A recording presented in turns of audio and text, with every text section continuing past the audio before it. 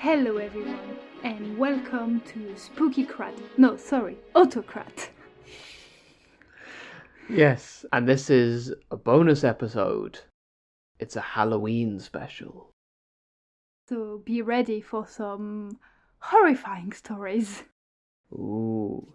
You can imagine the sound of lightning striking dramatically behind us because we don't have the budget for it. Our first story of today is the Lamia. Wait, did you hear that? Yes, what was that? I don't know, let me just check. I mean, nothing's going off behind me, I don't think. No, there's nothing. Okay, that's weird. Moving on. So what have you got for me? Well, first, do you know what the Lamia is? I have no idea. I typed the name in once, and I got the impression it's something that likes violence, but I don't actually know anything else other than that. I deliberately stayed away from it because you told me to on pain of death. Very appropriate for this episode. Well, let me tell you. In ancient Greece mythology, the Lamia was a child-eating monster, and in later tradition, a night-hunting spirit or daemon. Okay. Do you know what a daemon or daimon is? I assume this is not the same thing as his Dark Materials. It kind of is a little bit. They must have taken it from there, actually. Right. Because it is the writing D-A-E-M-O-N. Okay. And that word traditionally means godlike power or fate. Like, it's a lesser deity. Okay, great. It usually exists mostly in Hellenistic religions, and it's seen as like the soul of man, in a way. It's one part of man that after death becomes this kind of powerful deity. So is it fair to say that it's, in a way, kind of the worst instinct of a person after they die? Is that what this means? Yeah, a little bit, but it also can be some good, in some traditions anyway. Right. Like, an example of it is, in Hesiod's Theogony, Phaeton, do you know who Phaeton is? The son of... I can't remember if it's Helios or Apollo. I think my translation of Ovid just calls him the son. It's the son of Eos by Cephalus. Right. He becomes one. He becomes an immaterial one. Okay. And even Zeus, back in the day, transformed people from the Golden Age just by sheer power of will to serve humans. Right. And it's from Homer's use of the words theoi and daimonis that suggests that they might be the same thing. That's why they translate to godlike. Right. So based on language, we're getting the idea of what their power level must have been in a way. Exactly. Okay. Well, in any case, the Lamia has been described as being a spirit or a daemon. Right. Demon. Not a really demon, but however you pronounce this. Right. If I'm picturing a Balrog from Lord of the Rings here. Sort of lesser deity, which is just malevolent chaos. Anyway, in earlier stories, she was a beautiful queen of Libya who had an affair with Zeus. Right. Now, what happened when some people have affairs with Zeus? I mean, Hera doesn't like it. Hera is a jealous person. Yes. So when Hera learned about it, she robbed Lamia's children and, well, some sources say that they were killed, some sources say that they were kidnapped, some sources just leave it at that. Yeah, I mean, definitely not very fun things happening to children. And this drove Lamia completely insane. Yeah. And in vengeance and despair, she would go around town and snatch any children she found with their mother and devour them. Right. That feels like not channeling your grief properly, because the way you're dealing with the fact that your children got killed is by killing other people's children. Do they turn into Lamias? Is this just an endless cycle? Because of that, her appearance began to change and began to be ugly and monstrous. Like, some people describe her as being snake-like or as having the body of a very big beast and a very weird head. Right. Like, just imagine horror. Yeah. because Hera cursed her with insomnia, so she would endlessly be reminded and thinking about her children, Zeus gave her the power of prophecy and the ability to take out and reinsert her eyes. That doesn't feel like it solves the insomnia problem. I'm pretty sure people can only go so long without sleep. It's because she would then put them away and they would not be there, so she could just rest. Oh no, like a Halloween version of people taking out dentures. Anyway. In a bit of a later tradition, she is described as a type of phantom who would seduce young men and then feed on their flesh afterward. Okay, right. Like I mentioned, she is mentioned and described as having serpentine abilities, and ancient texts mention a Lamii, right. Lamiai, yep, which is like half a woman snake beast from the Libyan myth by Dio Chrysostom, or it could also be referring to the monster sent to Argos by Apollo to avenge Psamathe. Okay. But the fact that she is so close to that particular thing called the Lamia is because, well, text and translation get a bit lost in time. Yeah. And reference to the Lamia can transform easily to the Lamia. Right. Over the centuries in Greece, she has been used as a boogeyman to frighten children in obedience. Yeah. A bit, I would think, like the Grinch in more Europe or Coco in Latin American and Spain and Portugal myth. Yeah. Oh, I can't remember what it is. There's a Byzantine equivalent of this as well. I think it starts with M, and it's meant to be a version of death. We just really like giving boogeymen various names across time and space. I know there's a general coming up in a few centuries' time who will become a boogeyman to the Persians. So yeah, the Lamia is just that. Now, if you want something scary, than that even, is that she may even have started from a real queen of Libya. Okay. According to Diodorus, anyway. Oh yeah, well that's Diodorus. Who used to order soldiers to snatch children and kill them, because she became mad. Okay. I was about to ask any particular reason, but turns out not. No reasons are really mentioned as to why. It just really says she would order them about to just get the children. Maybe it comes from the fact that she may have lost children of her own, but it doesn't really mention it that well. It's just a little passage. Okay.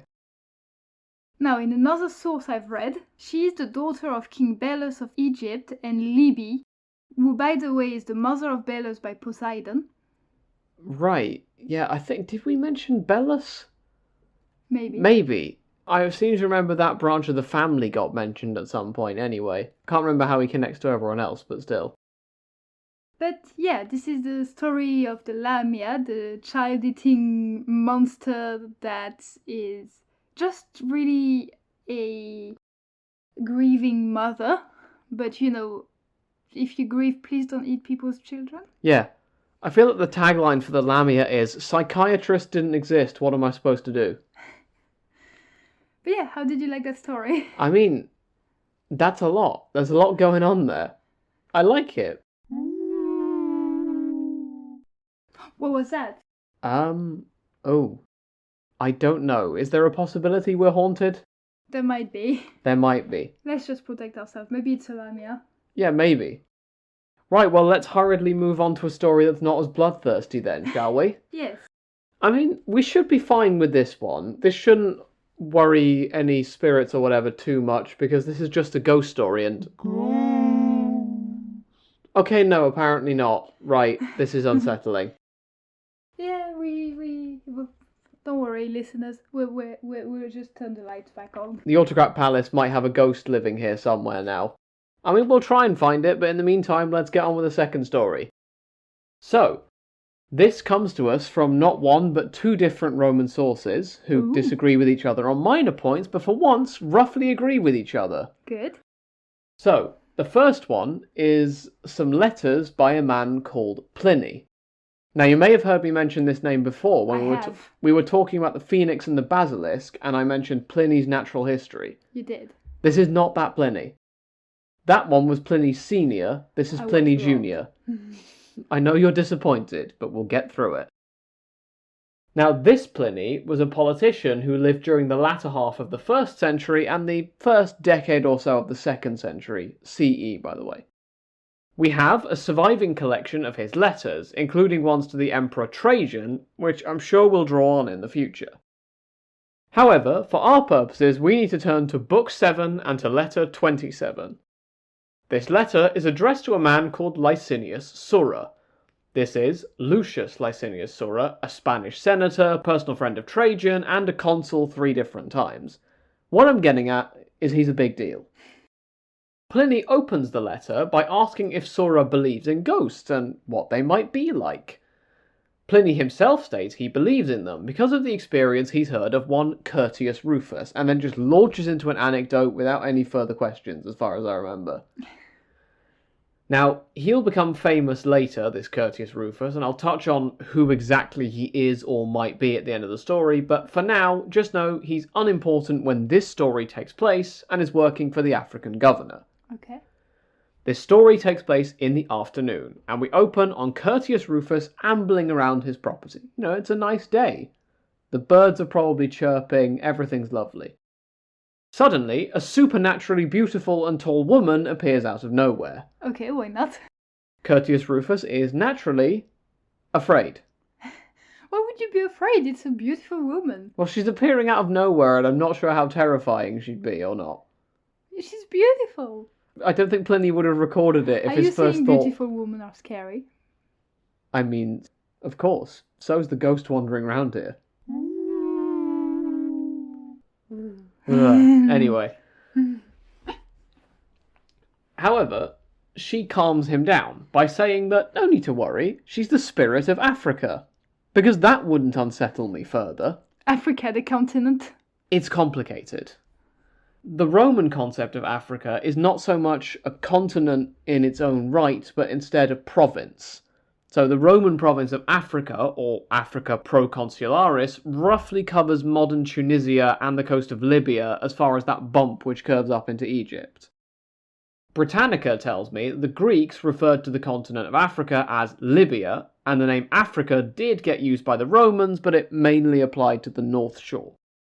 Basically, from how I understand it, as Africa got bigger in our perception because we discovered more, we just applied the term to more and more land until it covered the continent. So no, this is not the spirit of the entire continent of Africa as we know it now, but a small region thereof. I feel like that would still unsettle me though. Like, if the personification of Britannia showed up and told me not to worry, I'd still do it. Just be not afraid. Yeah.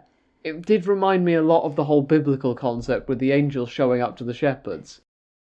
Now, Africa had a message for Curtius Rufus. Okay. She prophesied that he would go back to Rome and be an office holder. He would then come back to Africa with ultimate power and would die there. Pliny tells us that everything Africa told him came true. Ooh, did it? Curtius Rufus apparently saw her again when he was on his way back to Carthage, as an office holder this time, where she met him on the shoreline. Maybe they went for a nice walk around the beach and a reminisce.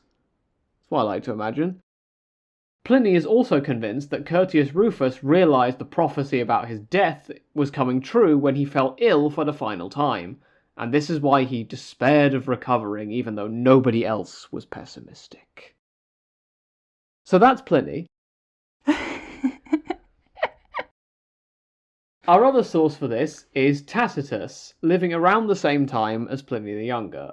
He wrote, among other works, something called the Annals of Rome. This is essentially a history from the death of Augustus until the reign of Nero.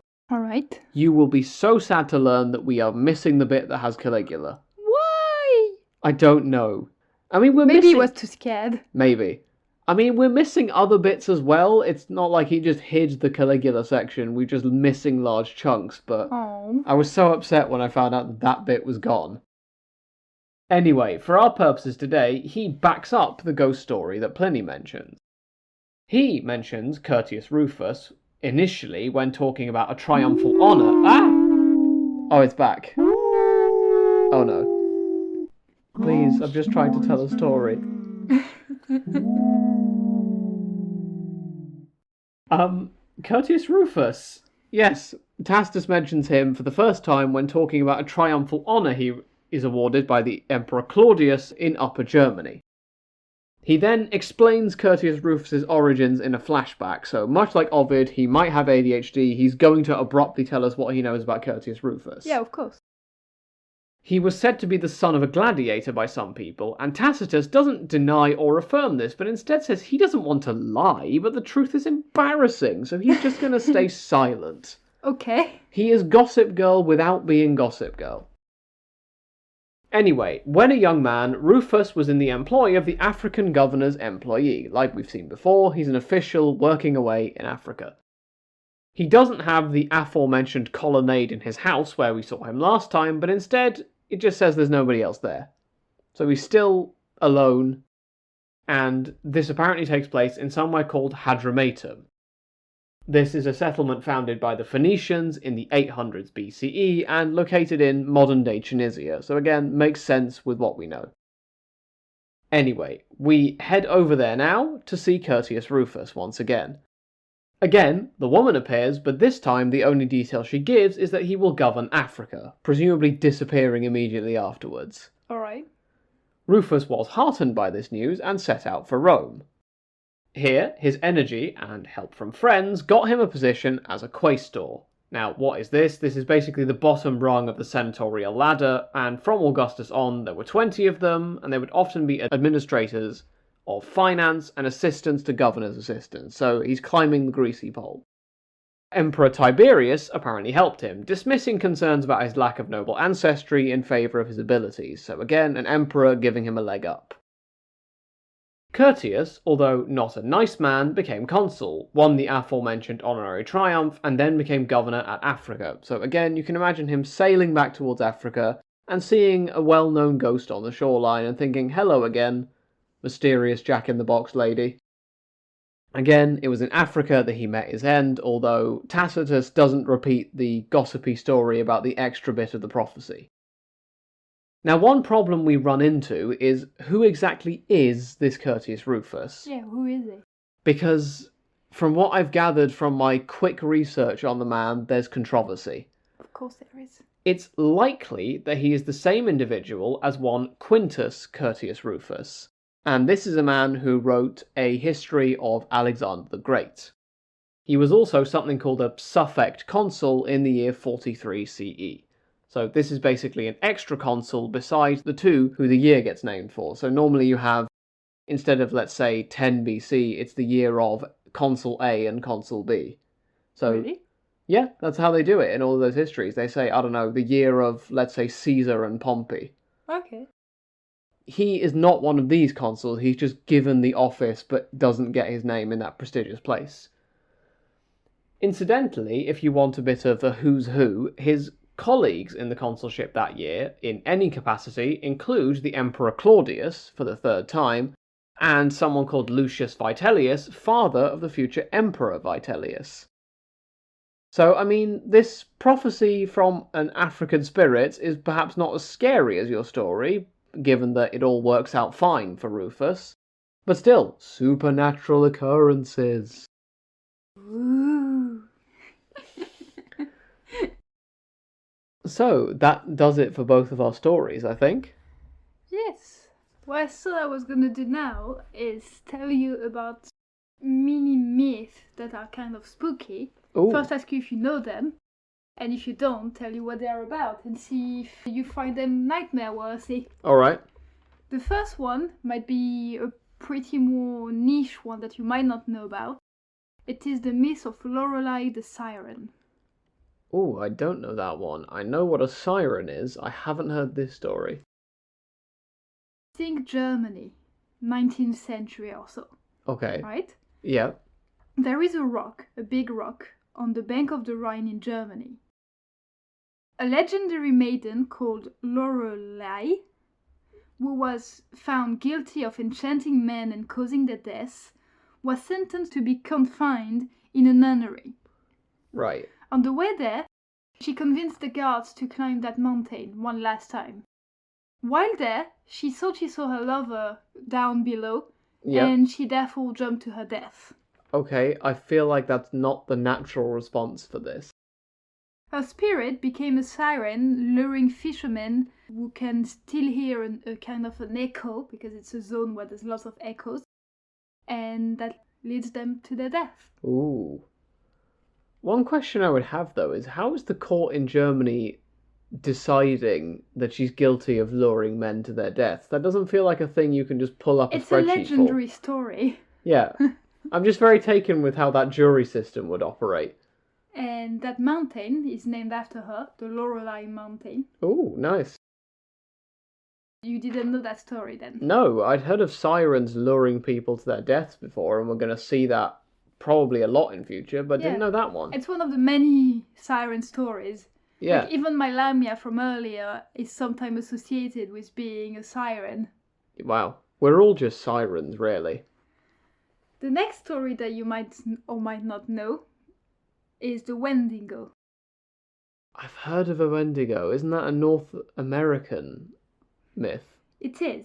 In folklore of the Algonquian tribe in North America, it is a very big, very scary, human-y shaped thing. Yep. That hungers for human flesh because he is born from human who revert to cannibalism. Right.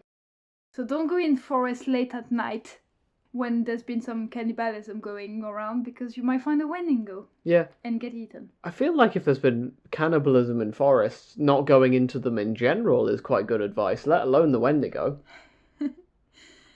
My next mini one is the Banshee. Do you know what the Banshee is? I know about a Banshee scream, but I'm gonna assume it's something like a basilisk and that if you hear the scream, you die. Not exactly, because its purpose is not to make you die. It's an Irish myth, to begin with, and the cry of the Banshee means that there will be a death in your family. Okay. But it can also stop your heart.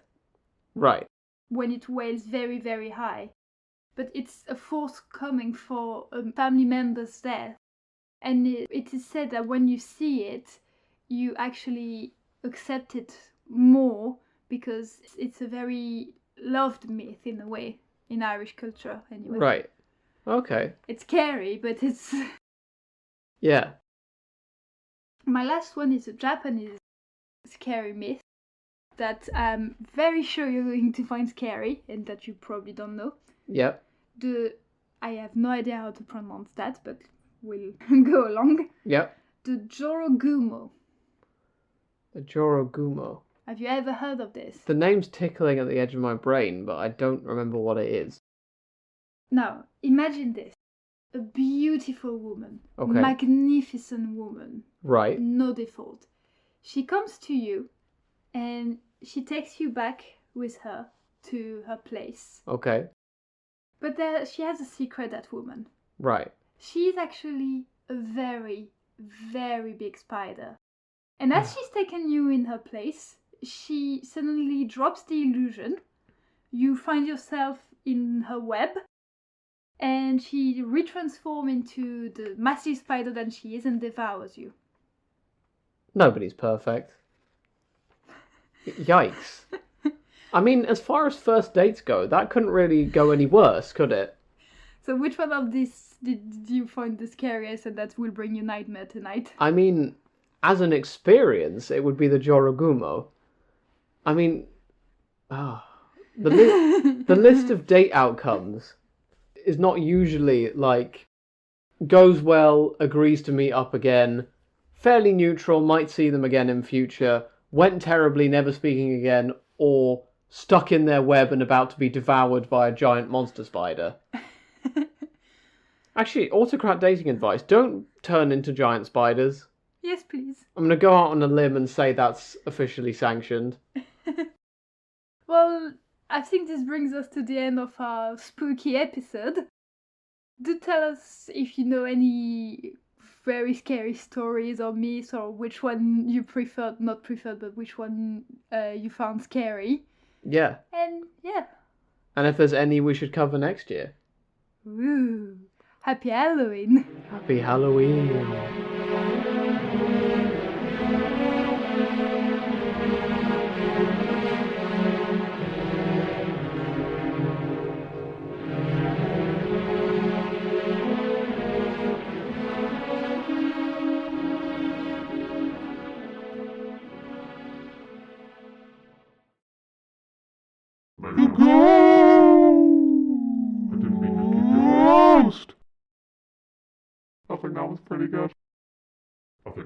in the outtakes. Aww.